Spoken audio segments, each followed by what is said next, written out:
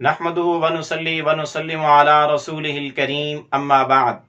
محترم معزز سامعین و ناظرین، مفتی سعید الرحمن سعدی آپ کو اپنے اس چینل پر خوش آمدید کہتے ہیں۔ معزز سامعین، آج کی اس ویڈیو میں ہم انشاءاللہ العزیز خواب کے اندر بیت الخلاء، لیٹرین، واش روم دیکھنے کی تعبیریں بیان کریں گے، باتھ روم دیکھنے کی تعبیریں بیان کریں گے کہ اگر کوئی شخص خواب میں واش روم، باتھ روم بناتے یا واش روم، باتھ روم میں جاتے یا وہاں اپنی حاجت پوری کرتے ہوئے دیکھے تو اس کی کیا کیا تعبیریں ہو سکتی ہیں۔ خواب کے اندر بیت الخلاء، واش روم، باتھ روم کو دیکھنا، اس کی تعبیر مال و دولت جہاں رکھی جاتی ہے، پیسہ جہاں جمع کیا جاتا ہے، یعنی وہ پیسوں کا بٹوا یا پیسوں کا پرس یا پیسوں کا بکس یا تجوری وغیرہ، اس سے یہ مراد ہے کہ اگر کوئی خواب میں بیت الخلاء دیکھے تو اس کا مطلب یہ ہے کہ اس کو مال ملے گا، اور مال بھی اتنا زیادہ ہوگا کہ اس کو رکھنے کے لیے کہیں اس کو کسی خاص جگہ پر اس کا مخصوص ایک بکس رکھنا پڑے گا، یا اس کے علاوہ اس سے مراد اس کا بینک بھی ہو سکتا ہے کہ بینک اکاؤنٹ کھلوانا پڑے گا یا بینک میں اپنے پیسے رکھے گا۔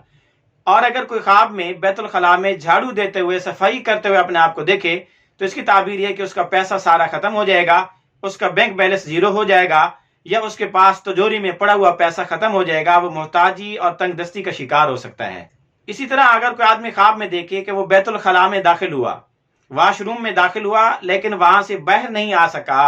وہیں اندر ہی رہا، اس کا خواب ختم ہو گیا، تو اس کی تعبیر یہ ہے کہ خواب دیکھنے والا قید خانے میں جا سکتا ہے، مقید ہو سکتا ہے۔ اسی طرح اگر کوئی آدمی خواب میں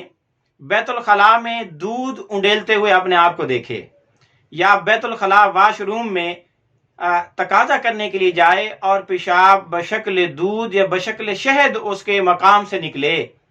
تو پھر اس کی تعبیر یہ ہے کہ خواب دیکھنے والا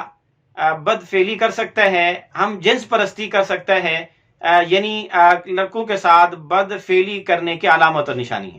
اسی طرح اگر کوئی آدمی خواب میں بیت الخلاء دیکھے تو اس کی ایک تعبیر بیوی سے بھی دی جاتی ہے کہ اگر کوئی خوبصورت، اچھا، صاف ستھرا، بہترین بیت الخلاء دیکھے تو اس کے بیوی کے اچھے ہونے کی، بہترین ہونے کی نشانی، اور اگر اس کو خراب ویران دیکھے تو بیوی کے خراب ہونے کی نشانی ہے۔ اسی طرح بیت الخلاء کی ایک تعبیر گھر کے چوکیدار اور محافظ سے، نوکر اور خادم سے بھی دی جاتی ہے کہ اگر بیت الخلاء اچھا، صاف ستھرا اور بہترین دیکھے،